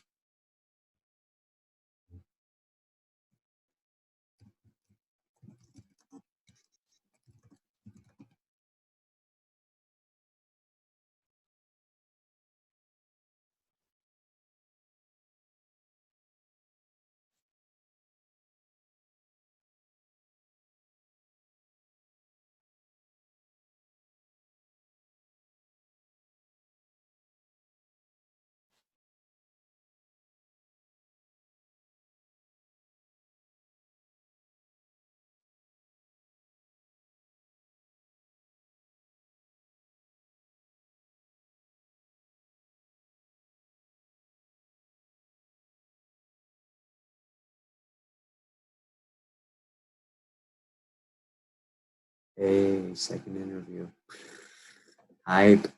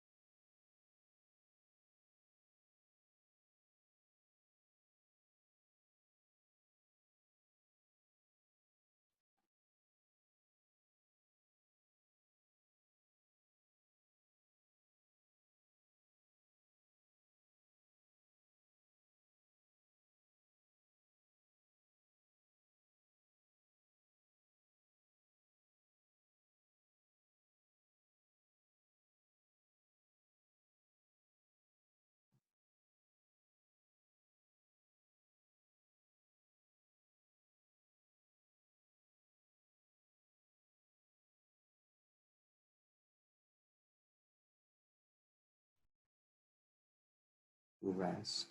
I feel you there.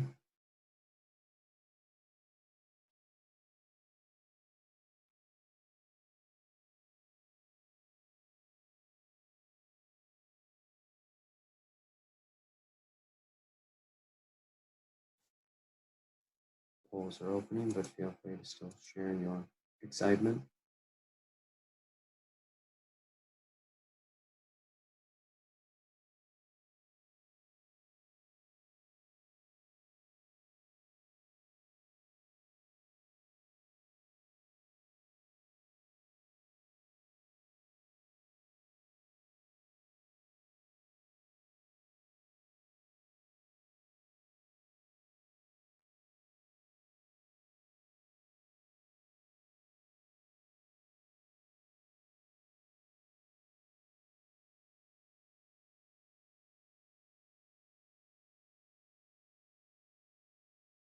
Walking without assistance. A soon.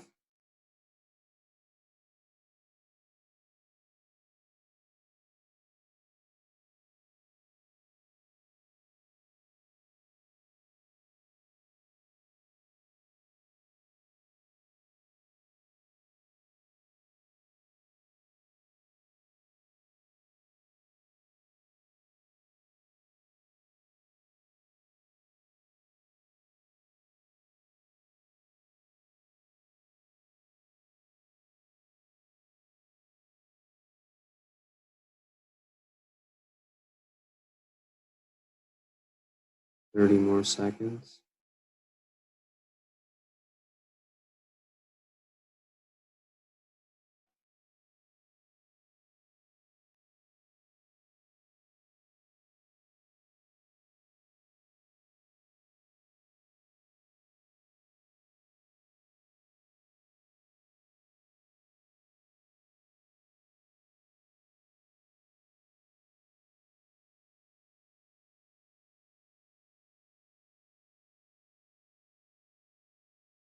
Oh, here we go.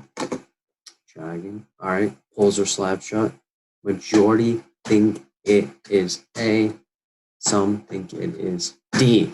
Let's look into it. All right, social worker at a private practice, 29-year-old female. Duration of time, 6 months long. Client describes she recently had a breakup with her boyfriend.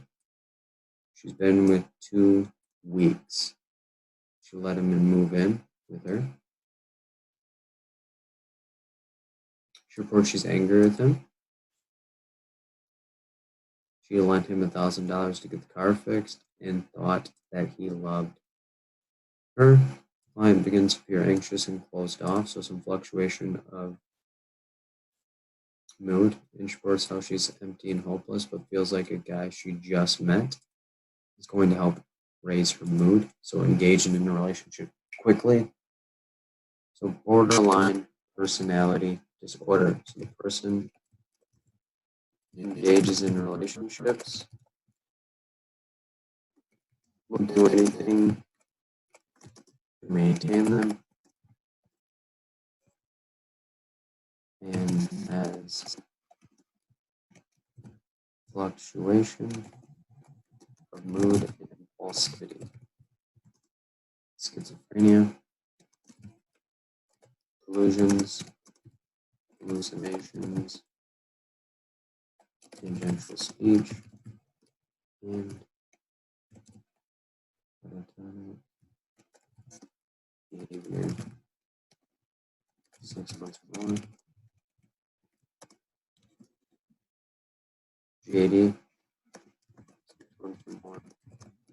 And she has irritability and excessive worry about all aspects of her life. Dependent personality disorder. Someone who needs others to make decisions for them. It's in relationships. Be taken care of. Low self-esteem.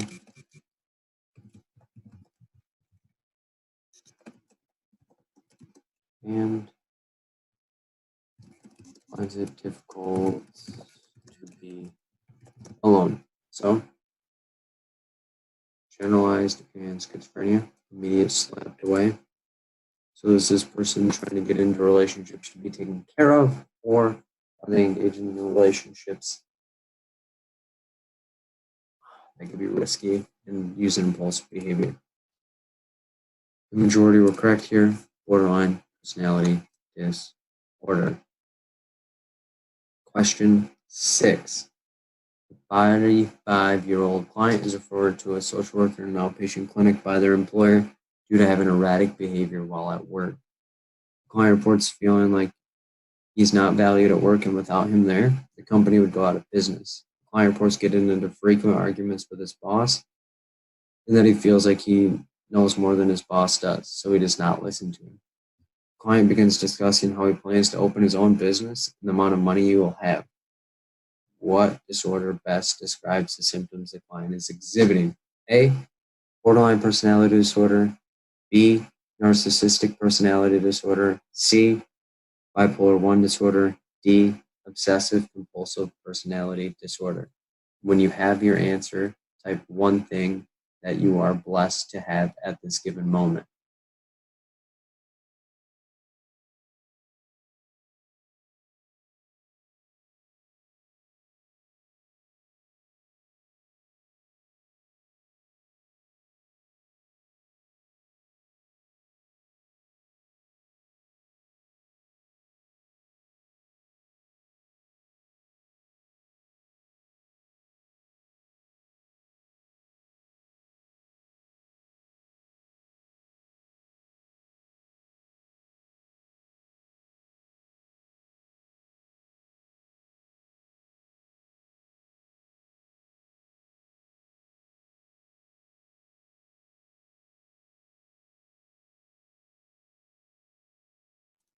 We have some family.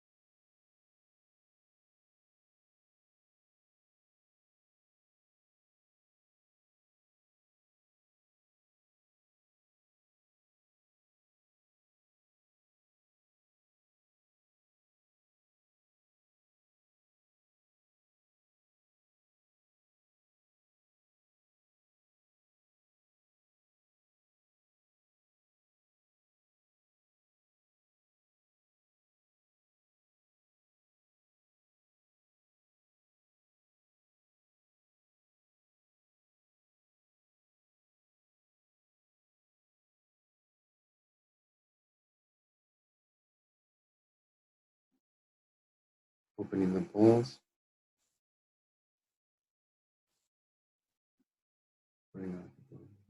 Their questions. Okay, don't worry, they'll be on the recording. I'm going to try my best to combine the two of them recordings.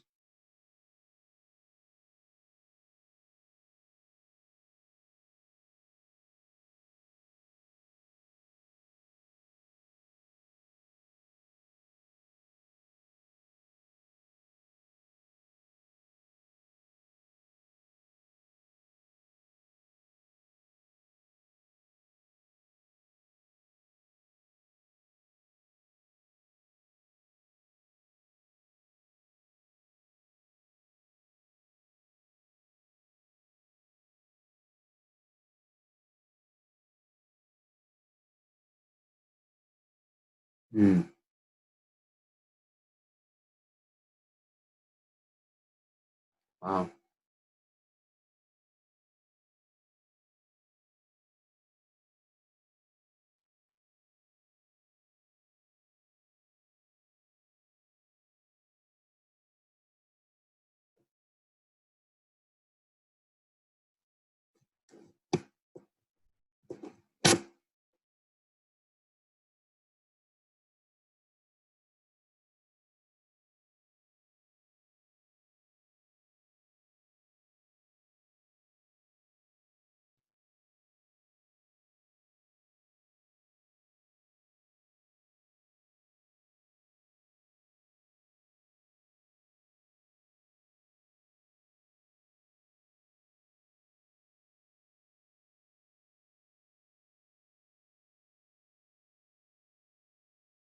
Thirty more seconds.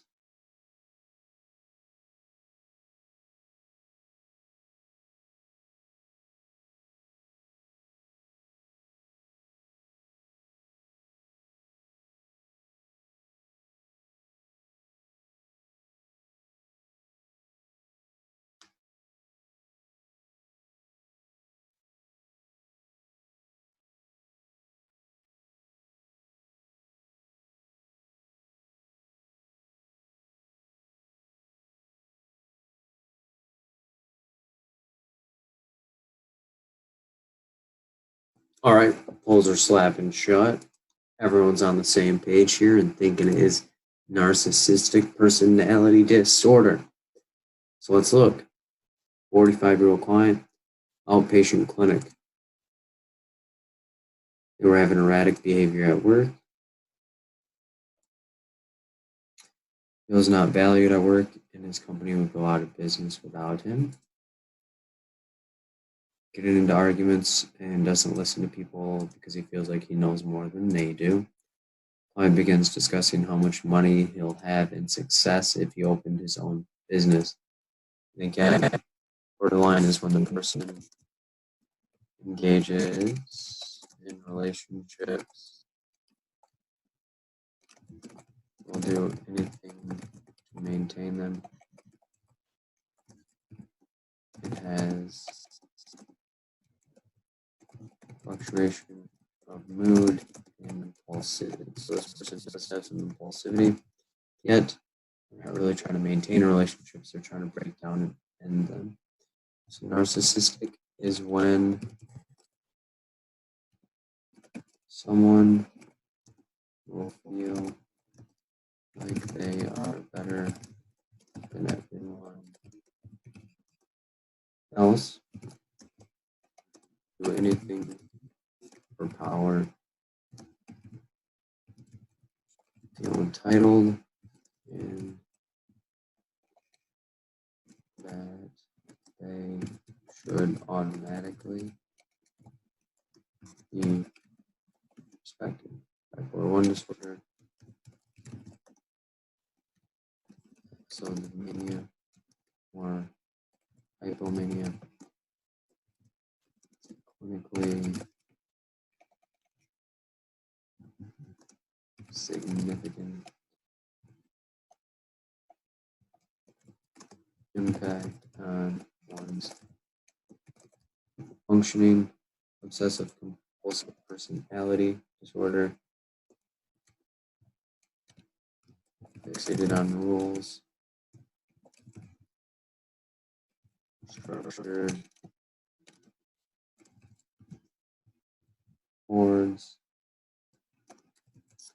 money, and has set principles and ethics, and is stubborn and rigid. So, not bipolar 1 disorder, no mania, no hospitalizations, anything like that. And borderline personality disorder, not trying to maintain relationships, more or less trying to bring them down and tear them down. So, obsessive compulsive personality disorder, yes, they're structured, fixated on money, and stubborn and rigid, but this person thinks that they're the second coming and that they're better than everyone. Without them, the company would be nothing, and they are fixated on power. And then this next question is going to be a throwback from our previous DSM lesson. So let's see what the dealio is. Social worker is meeting with a 55-year-old female who reported not feeling like herself. The woman reports that her husband passed away 1.5 years ago and that she took it pretty hard. She reports that she did not leave her house for 6 months, did not find pleasure in anything, stopped attending church, and would have missed Christmas last year if her children did not drive to her home and convince her to go. The woman reports that right when she started to feel better, that her daughter was killed in a car crash 3 months ago, which brought back all of her depression. What diagnosis best explains what the woman is experiencing? A, persistent depressive disorder. B, major depressive disorder. C, generalized anxiety disorder. D, adjustment disorder with depressed mood. When you have your answer, type the word hope into the chat.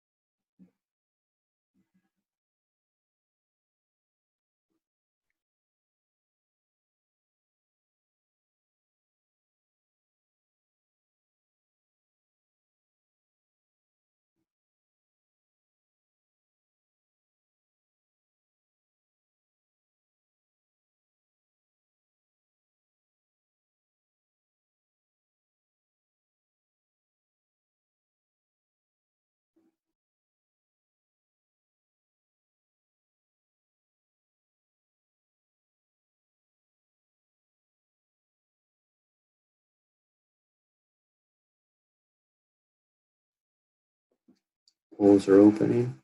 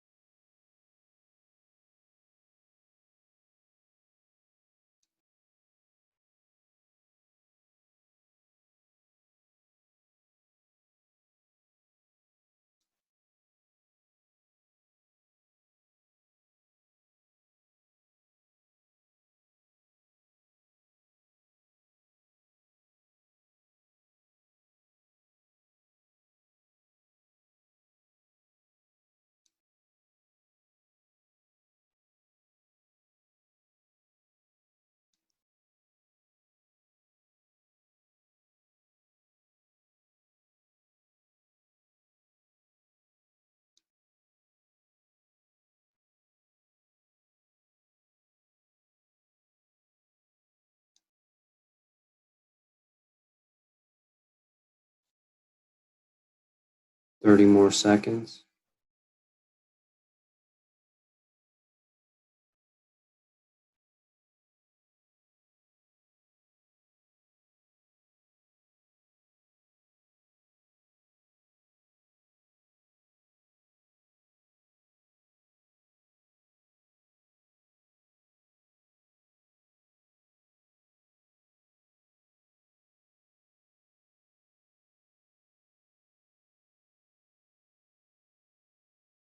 Polls are slap shot.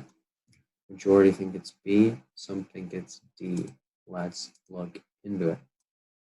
Social worker meeting with a 55-year-old woman, passed away a year and a half ago. Should not leave her house for 6 months.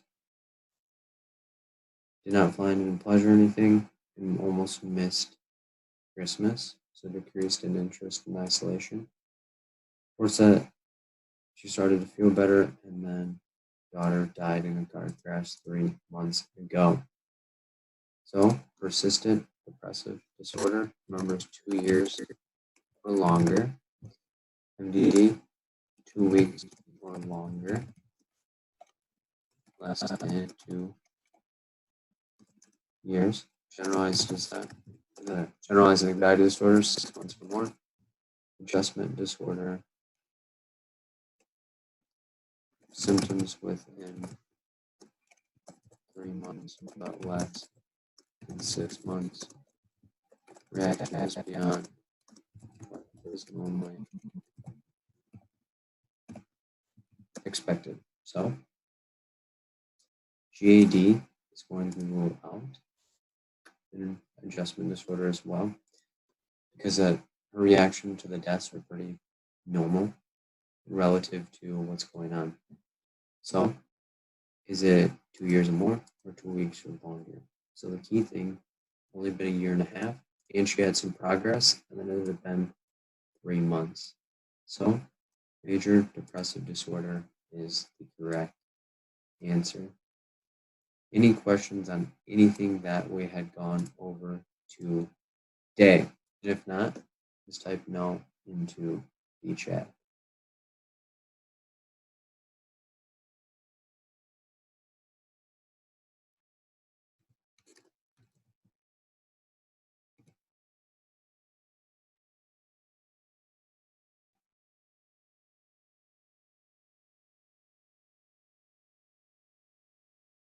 Okay, shutting it